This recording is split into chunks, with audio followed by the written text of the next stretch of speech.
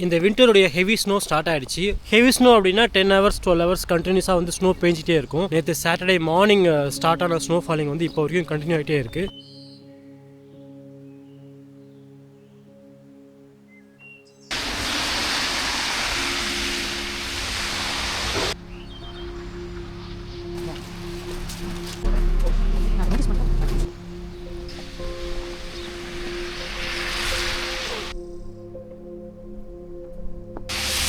எது நடந்தாலும் நாங்கள் வந்து சண்டே மார்க்கெட் போகாமல் இருக்க மாட்டோம்.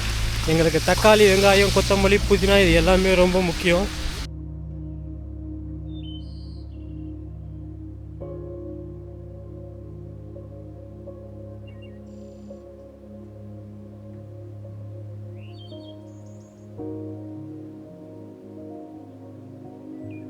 நிறைய கடை இன்னைக்கு க்ளோஸ். அதனால எங்களுக்கு எது தேவையோ அதனால ஒரு 4-5 ஐட்டம் மட்டும் வாங்கிட்டு கிளம்பிட்டோம்.